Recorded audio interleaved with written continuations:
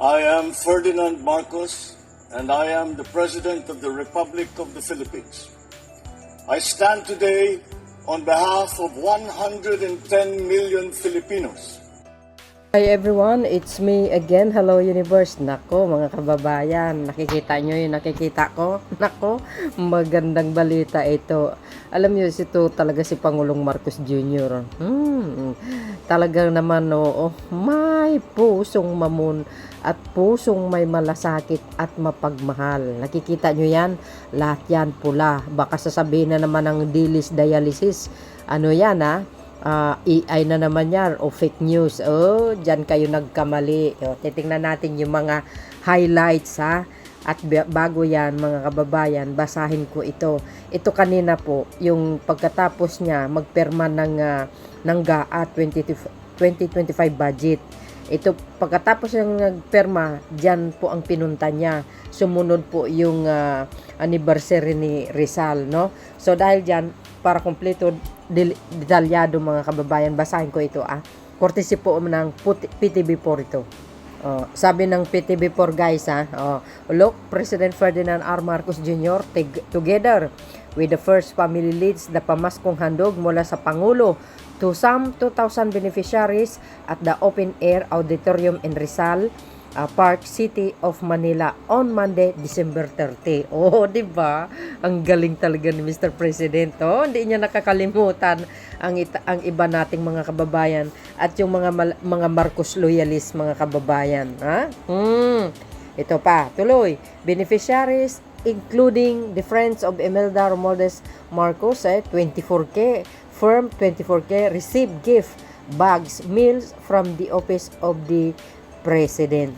Di ba? Share your blessing, ika nga. Malamang mga kababayan, babatikusin na naman yung mga dialysis, sasabihin ayuda na naman, Alam nyo ba ginagaya ng mag-amang Judas si Pangulong Marcos Jr. Puna sila ng puna sa ayuda. Pero mga kababayan, namimigay din sila ng ayuda. Tinataon na nilang election, parang vote buying. Di ba? Good influence kasi si Pangulong Marcos Jr. May malasakit sa kapwa. Kaya yung mga ibang politician gumagaya na rin. Pati sila gumaya. Kasi nung panahon ni Judas, hindi niya ginagawa yan, guys. Tuloy, they also receive financial assistance through the Department of Social Welfare and Development, which is ang DSWD, assistance to individuals in crisis. Situation AX program. Hindi lang pala yung mga seniors ang mga Marcos loyalists, pati pala yung mga natin guys, yung AX. Di ba? Another magandang programa po ng DSWD yan. Di ba nakakatuwa? Paskong Pasko, namimigay ng pamasko ng ating mahal na Pangulo. Ay, nako. Sigurado yan. Sabi ko sa inyo. Todo inggit na naman yung mga dialysis. Ay, sus. Okay, kita nyo yan? Galing, di ba guys? Sa dami-dami ba naman yan guys lahat yan nakakatanggap ng regalo. Ito pa yung mga ibang highlights basahin po natin yung ibang post ito, basahin natin guys yung mga ibang post, pakita natin yung mga ibang highlights, yung mga nagpo-post ng iba't ibang nagpo-post ng iba't ibang nagpo-post, ika nga no, tulad ng Philippine Star, PTV4, dami. Actually, para naman sa ganun guys, ayan ay patunay na talagang itong mga tao na ito, na talagang nakakatanggap sila ng kaukulang pamasko galing sa pamahalaan. Akala nyo nakakalimutan ang Pangulo? No. Yan, dyan kayo nagkamali. Ito yung mga highlights. Pagkatapos ng Pangulo ito guys nung pumirma siya ng GAA 2024 budget, naku, binatikos na naman ang Pangulo doon sa pagpirma niya sa budget. Ay, tumigil-tigil na kayo, tapos na, wala nang problema, dami niyong kuda. Doon kayo sa korte magreklamo, ayan ay kadami yan guys sa Rizal yan sa Rizal. Ito pa pamaskong handog mula sa Pangulo. Di ba guys? Ito pa yung mga ibang ibang highlights. Oh, yan naman mga kababayan, kuha po ng Philippine Star. Oh, sasabihin nyo fake yan? Oh, excuse me. Oh, di ba guys, social. Aba, congratulations sa ating mga kababayan. Hindi man tayo nakatanggap. Ay, dapat lang matuwa din tayo, no? Oh, di ba? Ika nga, giving, sharing, ayan ay pagmamahal sa kapwa. At yan po ay sabi ng ating mga sabi ng ating mahal na Panginoon, magbigayan. Huwag niyo sabihin na walang mga dialysis diyan. Siyempre mayroon. Nagsusuot lang sila ng pula. Oh, tingnan niyo 'yan. Oh, natural. For I think walang mga dialysis diyan. Oh, 'di ba? Lahat 'yan pula. Diyan niyo makikita na talagang ang sumusuporta sa mahal na Pangulong Marcos Jr. solid, majority yan. Yung iba dyan, nagpe-pretend na marami sila. Kasi sa social media ngayon, mga kababayan, ay ang daming trolls. Iba't ibang post. Tapos pinapasikat nila ngayon si Garutay. Tapos kami naman, nagko-comment kami ng tae. Tsaka yung nasusuka. Oh, 'di ba? Oh, ito pa yung mga highlights Oh, ayan mga gifts. Wow, social.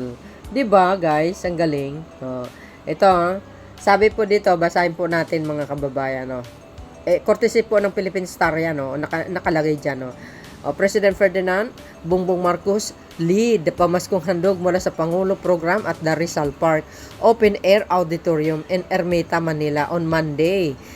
Yan Philippine Star, the Philippine Star. Ito pa yung mga highlights Hoy, sus nako, kadami yan mga kababayan. 'Di ba? Saan ka makakita ng ganyang klaseng pangulo may pusong mamon, mapagmahal? 'Di ba? Sa mga nagdaan ng mga presidente, sa tingin nyo, mayroong ganito? Wala. Kay Pangulong Marcos Jr. lang mayroon yan.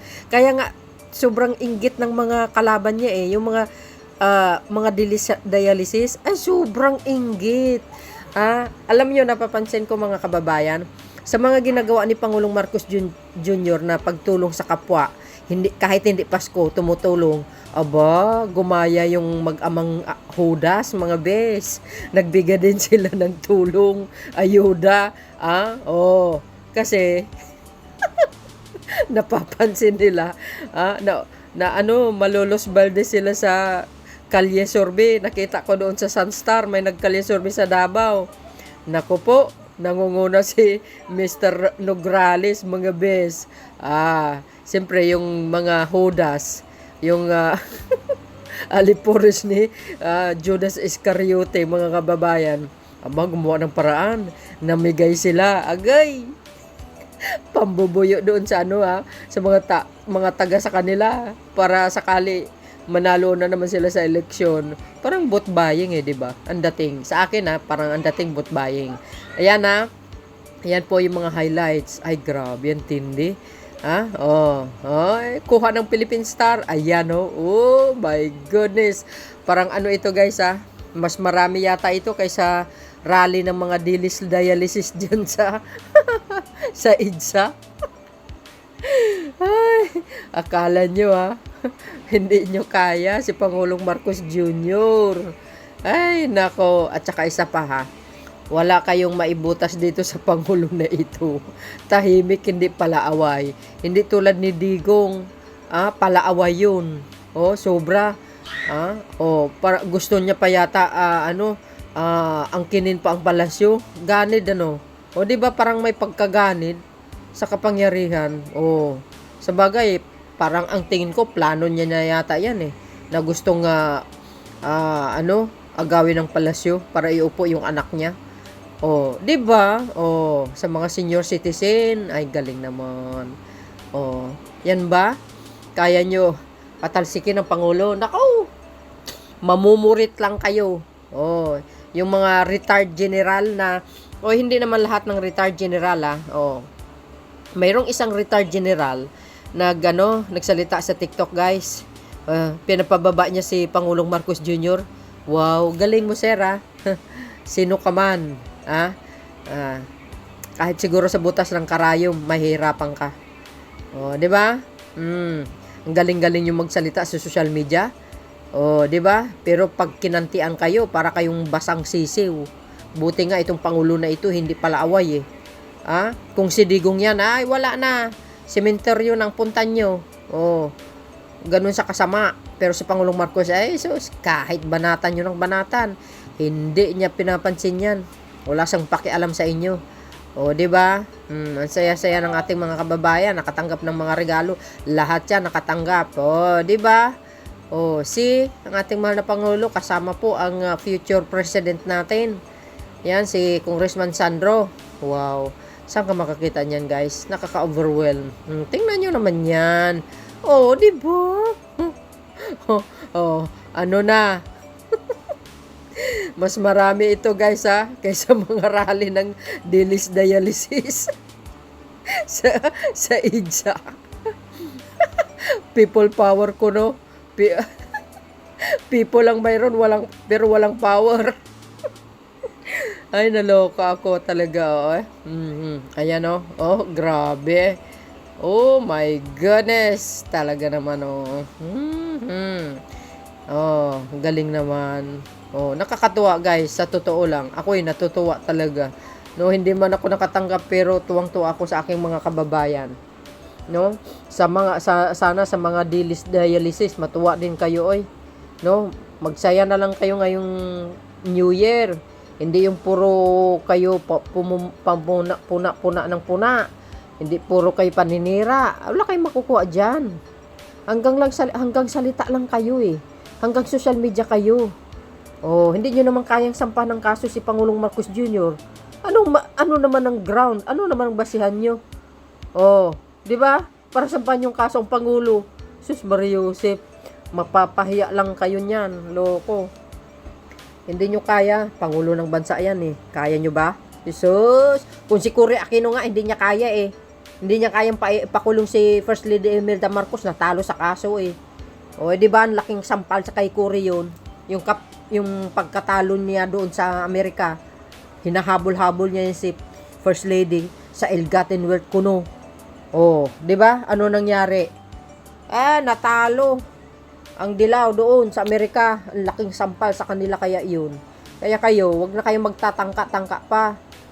Oh, 'di ba? So, hindi nyo kaya ang Pangulo. Naku, talaga naman. Sobrang bait yan. Wala namang kasalanan sa inyo. Inaaway ba kayo? Hindi naman kayo inaaway Kayo nga ang nang-aaway. Ang lakas nga ng amats nyo mga aaway sa social media. Kung anong pinagsasabi nyo. Resign BBM kay si Bangag, si Wick. Sino ngayon ang totoong Wick? Sino totoong Bangag ngayon?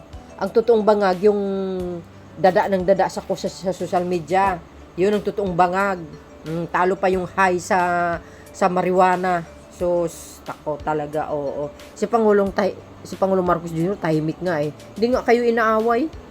So yun guys, ano po ang kapalagayan nyo? Aba ako, sobrang saya ako sa ating mga kababayan. Galing, di ba? Ang dami nila, ayan mga mothers. Ayan shout out po, sa ating mga kababayan. Na mga nakatanggap ng gift galing sa mahal na Pangulong Marcos Jr. Congratulations sa inyong lahat at maraming salamat sa ating mahal na Pangulo. Hindi po siya nakalimot, Talaga naman share your blessing according to the Bible. Di ba? Tumulong ka sa iyong kapwa. Yan, biblical po 'yan. Alam niyo ito si Pangulong Marcos Jr. nagbabasa ng Biblia for sure, So yun guys, ang aking pinaka-latest update sa inyo. In-updates ko lang ito para maipakita sa lahat, sa sambayang Pilipino, ang Pangulong Marcos Jr. hindi nakalimot. Talagang pag-araw ng Pasko, lahat mayroong regalo. Tulad na lang yung open ng Malacanang para sa mga bulilit, maglalaro, simbang gabi. Ay, saan kayo niyan? Yan, si Pangulong Marcos Jr., the best among the rest. Di ba? Saan ka ba naman makikita ng isang Pangulo? Tanging bukod, every year nagbabayad ng utang. Utang siya, tapos bayad. Utang, bayad. Ganon. Si Digong hindi niya magagawa yun. Di ba? Tapos puna kayo ng puna sa yung sagaa. Itong 2025 budget, puna kayo ng puna. Hindi yun nakikita yung pinalubo ni Digong na utang ng Pilipinas na minana ni Pangulong Marcos Jr. Ay, sus Maria Joseph kayo talaga. So maraming salamat guys sa inyong watching. Thank you for always supporting our channel, and thank you for supporting our beloved President BBM, kanyang mga gabinitis. Salamat. God bless everyone and Happy New Year in advance. Bye bye bye and babush. God bless Philippines.